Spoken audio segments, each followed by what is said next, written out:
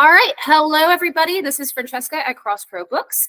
I am here with Craig Spencer, the author of Witchcraft, Unchained, which is our new book that's coming out Thursday, June 22nd. It's going to be coming out really soon. How are you doing, Craig? I'm doing fine, thank you. Awesome. I'm really excited about the book, and I'm really looking forward to this interview. Thank you for having me do this digitally. Yeah, no, this is great. So I was just saying to Craig that we normally like to have our authors out and visiting us, but since that's not always the case because Craig, does not live here, we thought it would be lovely to have this little interview and introduce our lovely audience to the lovely Craig. So I have a few questions for you, sir. Very exciting. Can you share with me a little bit about your background and like your magical practice and everything, just where that kind of comes from? Sure. So I'm going to do a sidetrack with the background part just because people don't really know who I am. So I'm going to just give you a bit of me. Yeah. So my academic background really is as an integrated therapist. I had a Bachelor of Science degree, which I got. Oh, wow. I'm trying to think back. I think it was in 2012 I graduated, and then I did postgraduate in education in 2013. That was very intense, a very intense 1 year study. Wow. So my background is in therapy and in education, which feeds into my magical background because part of the thing that I love is research. I love books. What witch doesn't love a book anyway? But I go down these rabbit holes. They are like. No, I completely understand. Alice in Wonderland does nothing on a witch. With those rabbit holes. So I do a lot of that deep diving. I really thrive on that. But that's for more expanding other communities and their backgrounds. My magical background is rooted very much in where I live and where I was raised. So I practice traditional Lancashire witchcraft. Lancashire, for those who don't know, is England northwest. And we're right at the tippy top. We're neighbours with Liverpool, which most people know better because of the musicians that came out of Liverpool. So where I live is on the side of Greater Manchester. Greater Manchester used to be part of the county of Lancashire, and then for voting reasons they put a split down the middle so that there was more seats and it made the voting count better. But culturally we're all from Lancashire, all my posts says Lancashire on it. It doesn't say Greater Manchester. The only time I've ever heard in my life anyone from around here say that they are from Greater Manchester was during the COVID restrictions, because Lancashire was in lockdown and Greater Manchester wasn't. So we was all like, yes, we're in Greater Manchester. We get to go outside and breathe air. Other than that, we're from Lancashire. Only COVID. COVID makes a difference. COVID was the difference, Side note, I plan on being around Liverpool like next year, so maybe I'll actually get to meet you. Oh, that would be great. But anyways, so just that's fascinating. Your background is makes perfect sense, specifically for like the kind of book that you just wrote too. What does being a witch mean to you? Oh, I like this question, but I find it a difficult question. It is. I don't ever see Craig and witch as separate things. Because of my my childhood, I didn't grow up in. See, my story is quite different to you. Hear most people's stories in their childhood and their background, and it sort of follows a similar kind of thing. And I'm not saying mine is totally different, but I didn't grow up in a Christian household. I didn't grow up with Abrahamic religions. I grew up on mythology, folklore, goddesses, gods. It was all there. So for me, my first introduction to Christianity was. See, this sounds really religious. I do sort of touch on this in the book, but I went to a Church of England school, which sounds really religious, but the Church of England it's not well, it is a religion, but the school system isn't heavily religious. It's state run, so they don't control the curriculum like the Catholic schools do. The state does. All it is that we have a general affiliation with a church. So generally, the school just has a church's name attached to it. As with St. Paul's, because it was literally the church that was just down the road from the school. And that was my first introduction to Christianity. I didn't hear about Jesus until I went to school. So I started school. I know that the UK school system is different to the American one. So just to give you an idea, I started school when I was 4, just ready for turning 5. Which we call reception. So that's like our first intro into schools. You can go to nursery before that, but it's not compulsory. I did go to the nursery school, but then reception's the start of it, really, and it's sort of an introduction. The year after that, when you go into like official year 1, that's when we start having things like religious education slightly brought in. So that's when I first started hearing about this Jesus character. You know, I came home, I'm telling like my grandparents, like, hey, did you hear about this Jesus guy? You know, because he sounded so magical. Yeah, it was this magic man that I've never heard of. And I was like, why didn't I not know about this guy? I knew about Zeus, I knew about, you know, Athena and Gaia. And I'm like, hey, have you heard about this Jesus guy? I've been learning about him at school today.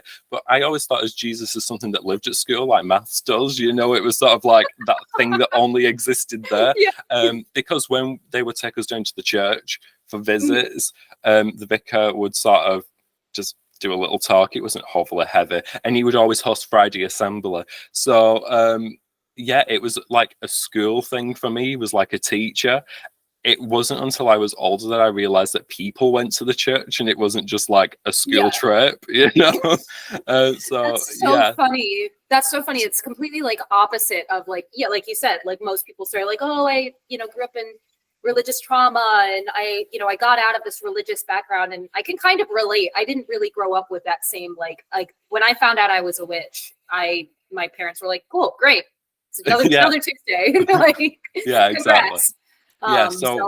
So in the how I see a witch, I don't really see a distinction, because it's something that elements of what we associate with witchcraft has literally always been there. I can't really pinpoint an exact time that it went from just sort of witch. I don't like the word witchy, but I'll use it. Witchy-like subjects to being witchcraft. I don't know really where that line was crossed as such. So I can't really separate it from myself. That's why, as a side note, I always loved the TV series when I was a kid, Bewitched, when they did the reruns. And I also love Sabrina the Teenage Witch, because we talk a lot today about seeing yourself on screen, your representation.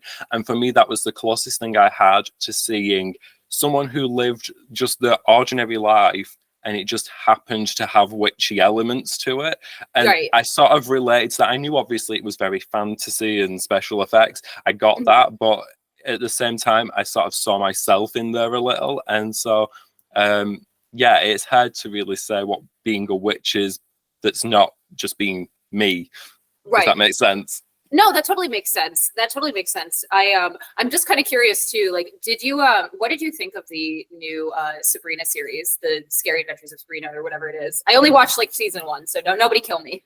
Oh, you want to watch season 1? Okay, so I watched them all. I liked aspects of it because I liked that they really hammed up the stereotypes. I felt like, in a way, I mean, maybe it was just how I saw it, but I almost saw it as very satire. You know, it was like we was almost poking fun of, let's just pretend that this is the reality, and what would that look like? But not to ruin anything for you. I know I've already had a few spoilers. Yeah, you need to watch into season 3 and 4, because I liked how they shifted the narrative in that one.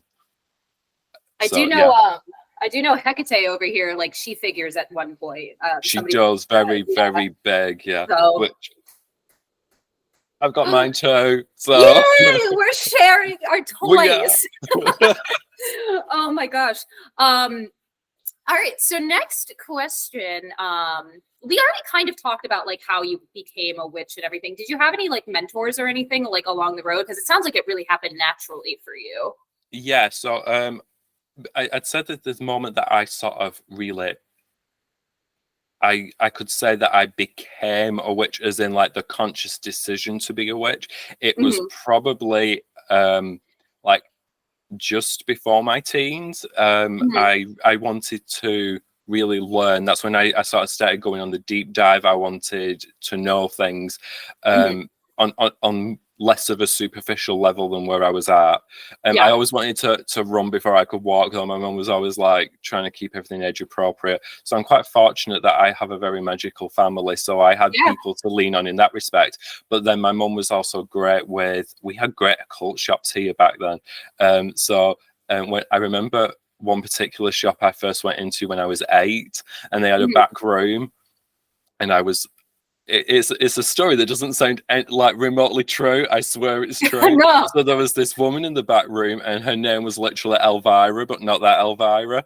And we were talking about demonology, conjuration, stirring up spirits, but then she like kept interspersing it with like, don't do any of this till you're older, you know. It was like that type of thing. My mum was like sat in a chair having a cup of tea. I'm just having like a chat with this woman, and we have this great drink here in the north called Vimto. I had this massive glass of it. Vimto is like a blackcurrant drink. You don't have a lot of blackcurrant stuff in America, I don't think, as far as I know.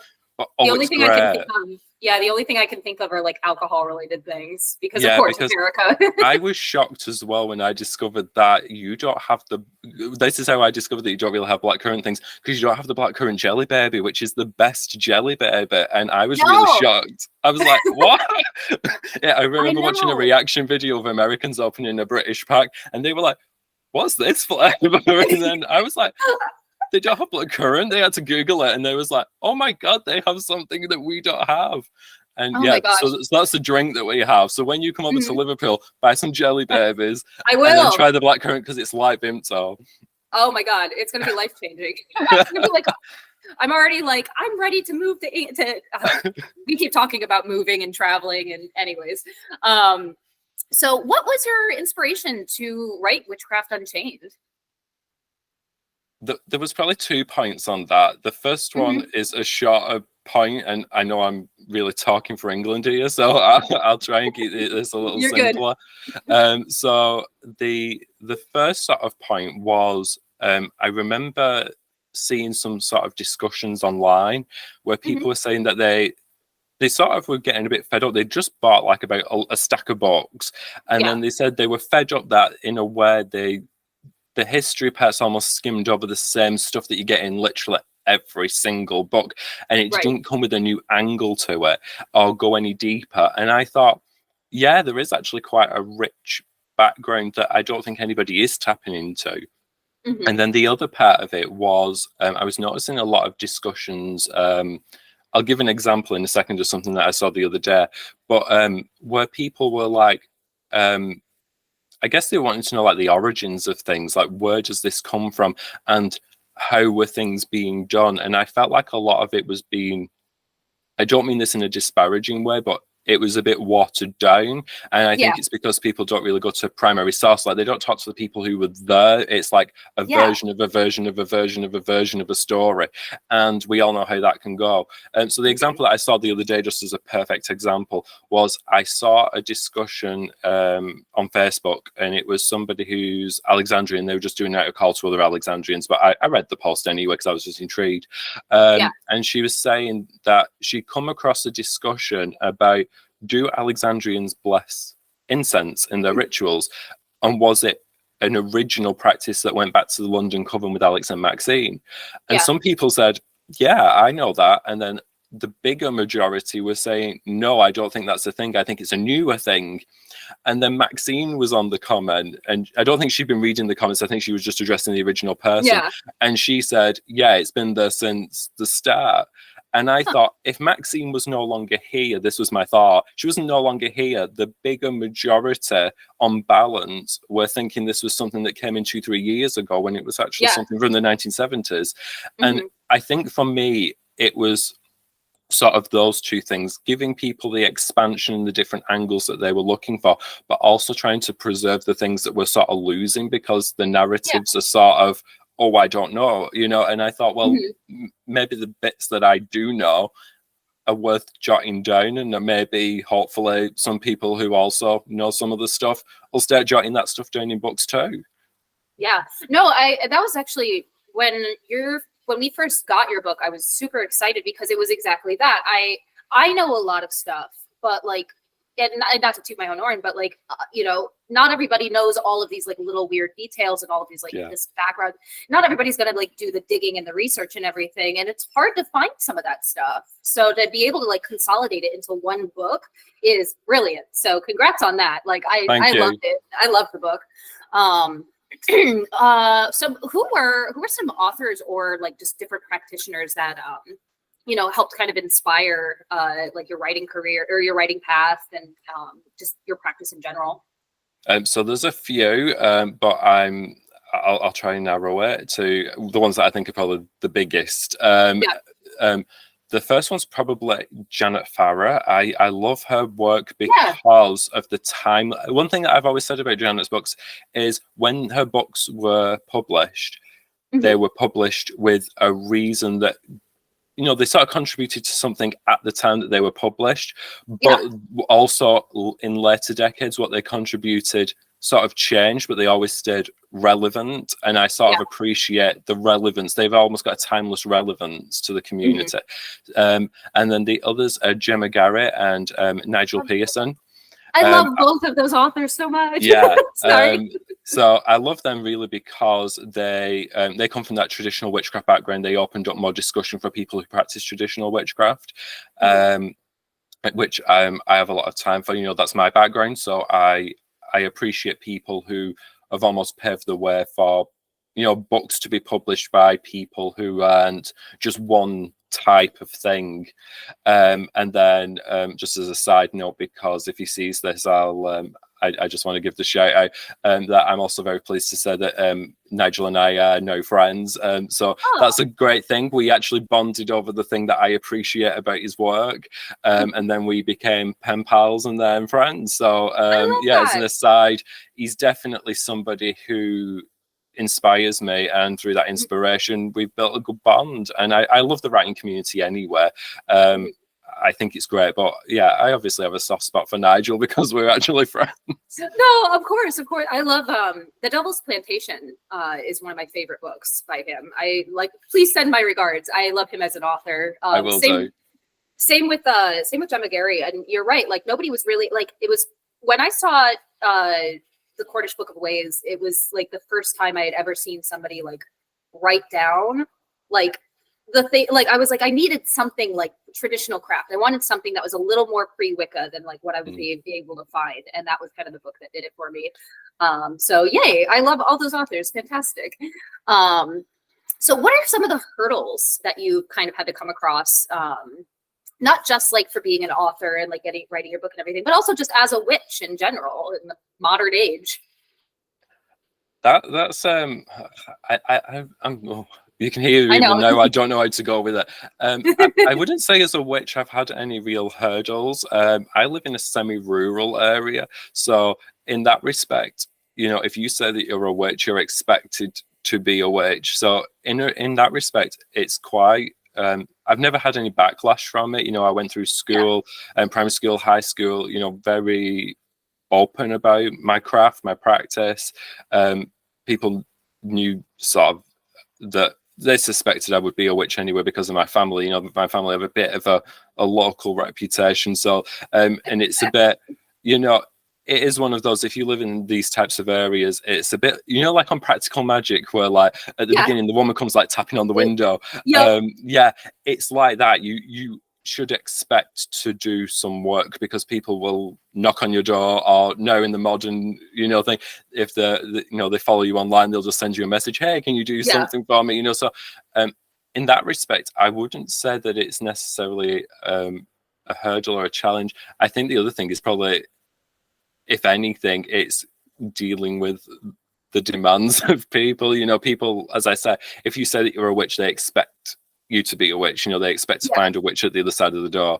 And it is that still got that community aspect. You know, it's probably not like how it would have been way back when, but people still have that like respect, slight fear of the witch. You know, like and like the people will knock on your door but they don't really come at Halloween. You know, you Oh, don't get the no. knocks on the door. You get like the brave kids who'll come and knock on your door and like trick or treat. But other than that, you don't really get much like traffic. Like you think everyone would come to the witch's house on Halloween, but I also think they think, oh, it's sort of a witch's day. Maybe they think like, Yeah. don't disturb you. You know, I'm not sure. Maybe it's that.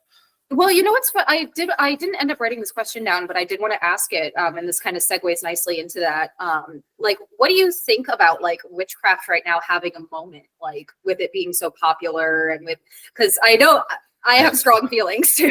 Yeah, I do have strong feelings. I like one aspect of it because it gives us an opportunity to highlight our community and what we're about and dispel misinformation. And obviously, all communities at the minute, misinformation is quite rife and addressing it is quite important. So I think that sort of open door is useful, but then on the flip side of that, I also think it creates a lot of misinformation because, like, I don't know about in America, but when we get witches on like the TV, I know a lot of witches who say like, if they say like, oh, we're interviewing a witch, they've got to that point where they'll just switch channel because they're like, oh, I can't deal with the person they've wheeled in to be the witch who doesn't seem even to know what, you know, they've even come on to talk about.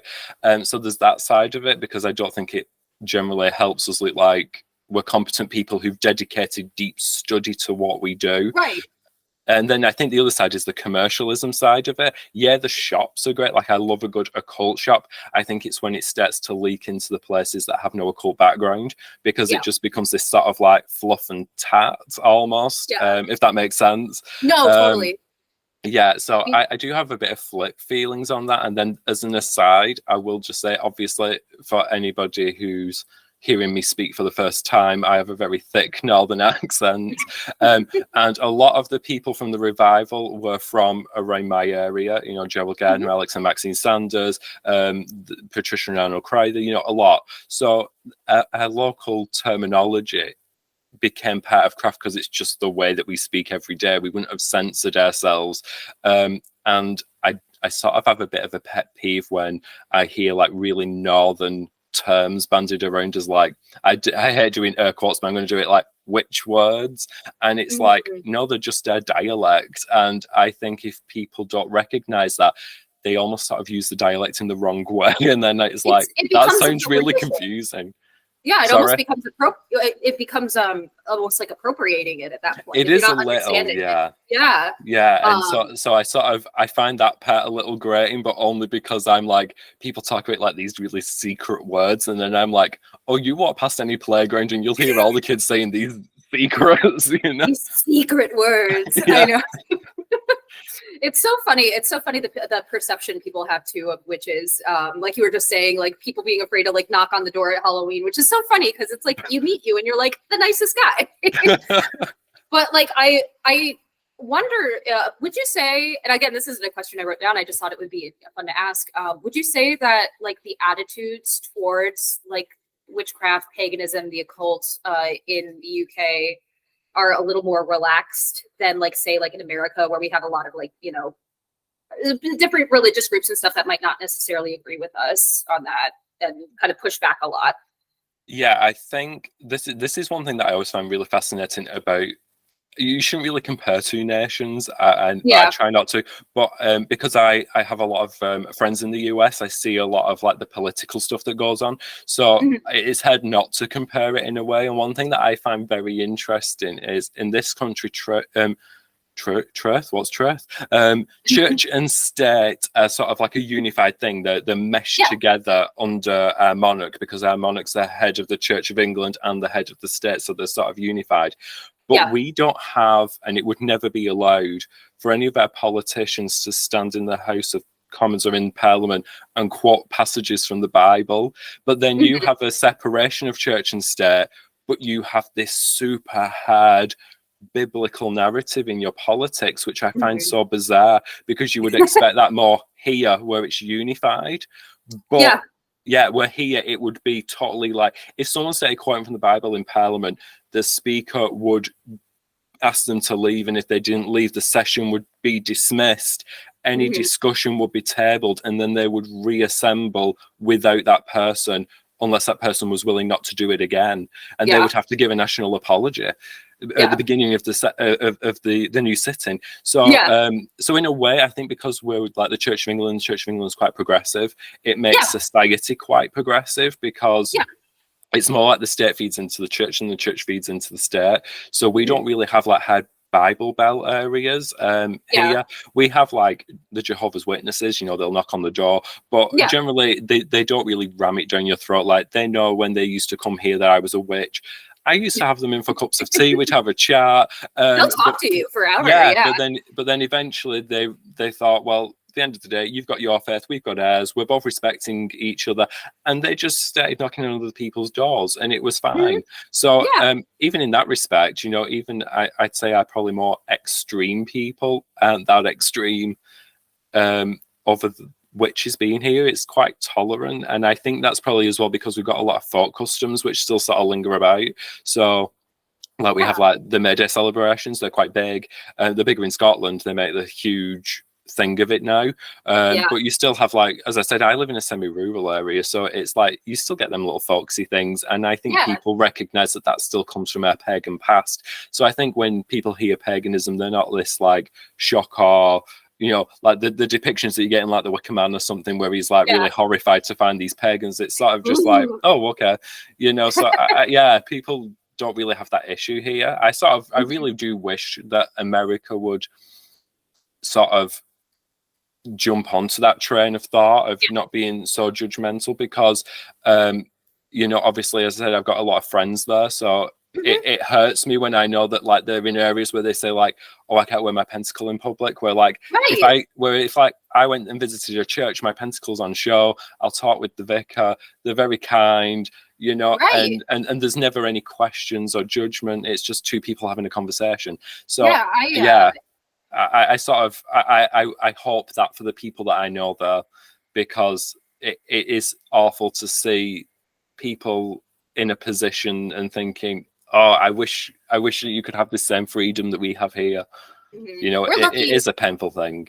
Yeah, we're very lucky in the area that we're in, because everybody's very accepting of witchcraft. You know, like we've never really had any problems at all. Like people are very Chicago in general is just very like accepting of people.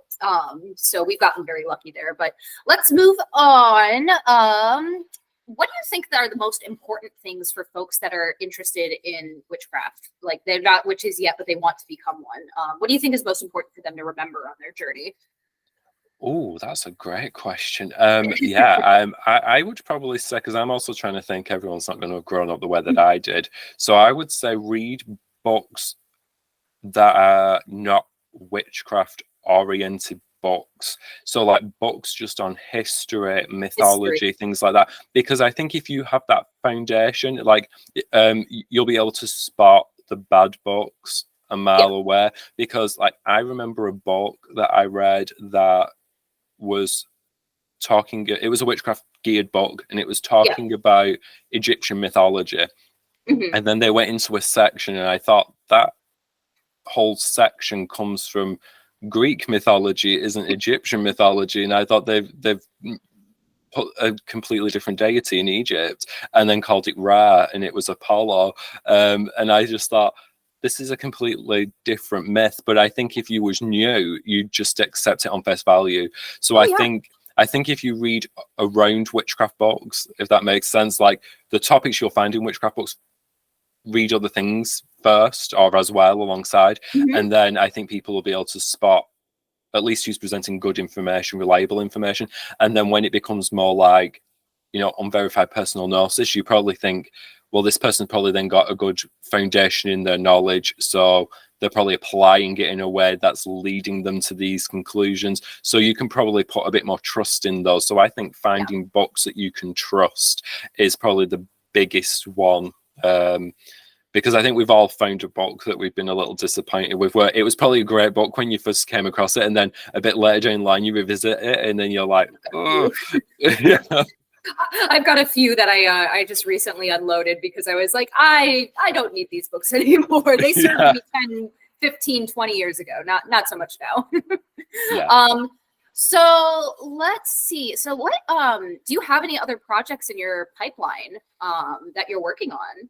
Yeah, so currently I'm working on a manuscript. I have slightly mentioned it to Blake, but I've not give too many details just because I like letting books take on a life of their own. So it's like I don't want to give too many details just because Oh, please, yeah. I don't know where it's going. But in a way, because I had this idea of doing a book on spells and rituals, but where Yeah. I'm not necessarily giving you spells and rituals to, I am giving you spells and rituals to do, but it's like a fill in the gaps. So Yeah. personalizing it and making it your own, don't make it something that you're just reading from a book, you know. Yeah. And then I wanted to get really under the skin of spells and rituals, like how does it work, you know. And the reason that I'm saying I don't know where it's going is because every time I've wrote a spell in the book, I keep going, because I broke it into like a front part and then a back part where I've got like the spells and ritual sort of templates in the back and the sort of how it all looks at the front. And then every time I keep writing a new spell, I keep thinking,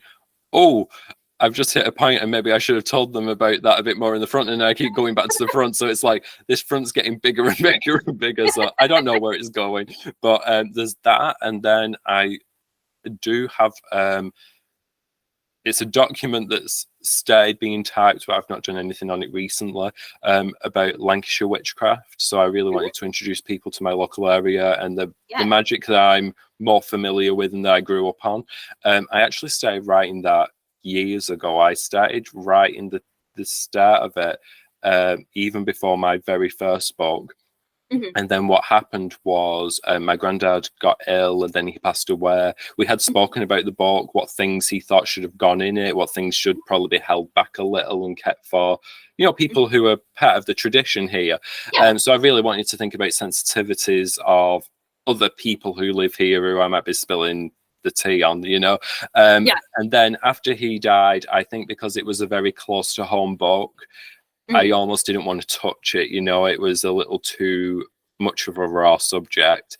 But I think I'm at the place where, you know, if the one I'm working on now comes out, that'll be 3 books in. So it's like, yeah, it's time to dust off that start and give it. I think it's going to go in a new direction now because it's a living thing, you know. It's based on me in a way, or craft as I know it. So obviously it's going to have changed because of certain life experiences now. But I still think it's going to fulfill the intended result. I think you mentioned Gemma Gary's first book, Cornish Book of Wares. I think it's going to have that kind of an angle where she was really introducing Cornish witchcraft, and so I'll just be sort of doing the same thing for my area. So that's something I'm really looking forward to letting out into the world and just seeing what people think of it. Oh, that's so exciting. That's so exciting to hear. Well, I thoroughly enjoyed your first book, and I'm looking forward to reading like more from you. And I'm not biased or anything. I'm just this me as a reader because I read too much. So lastly, how can people connect with you? Do you have an Instagram that you want to share? Yeah, so I'm right. So my Instagram is the same title as my upcoming book, Witchcraft Unchained. But the reason for that was when I published a radio with Llewellyn, I knew I wanted to write Witchcraft Unchained, and publishers have different rules around titles. Crosscrow Books, I like that lean more into the author's voice. You let us have a voice, a say in our titles. But what I did was pure marketing. I didn't have Instagram until I was needing places for readers to contact me, so I started it, and then I used the handle, so I had the argument that I could have the title I wanted because people would associate it with me. I mean, it's brilliant. Yeah, but that wasn't a problem with Crosscrow, though. He was like, yeah, love the title, let's go with it. So yeah, so that's the easiest way. It's the title of my book. And then on Twitter, I'm Craig Spencer 90 with a capital C, capital S. It is case sensitive, so please do not go asking a random Craig Spencer about witchcraft because they might not have a clue. Which one are you? And then if you go onto YouTube and just type my name in, followed by the word witch, you can find any of my videos. I've not got a lot on there at the moment, but I am planning on being more active. And then people always ask me, do you have a website? I don't have a website, but I do offer services, but I just let people come to me. So just like people knock on the door here or send me a message, it's pretty much the same thing. So if people want readings, spell work, just send me a DM. We'll have a conversation with it, because I don't do like one standard spell. I like doing spells that are really tailored to the person, their situation. So I do everything from scratch. So it's not going to just be like, oh, protection spell, here it is. You know, it's like I'm going to ask you about the situation, what it is, what you need, and then I'll devise something, let you know, back and forward, and then when it's agreed, I do the spell. Or readings, I do tarot, and then I also do I Ching, which I know a lot of people don't do, but I get great results with that. So if you want readings, or if you just want to chat, because I always say people forget the social aspect of social media. So if you just want to chat and say hello, feel free. It is funny. Yeah, you think about that, and it's like social media has really just become, how do I promote myself? Yeah, very much. Awesome. Well, thank you so much, Craig, for meeting up with me and making the time. I know it's quite a few hours ahead where you are, so I appreciate it. No worries. But yeah, everybody, Witchcraft Unchained is now released, and it is available at crosscrowbooks.com. Thank you so much for joining us, and I will see you later. Hold on, what is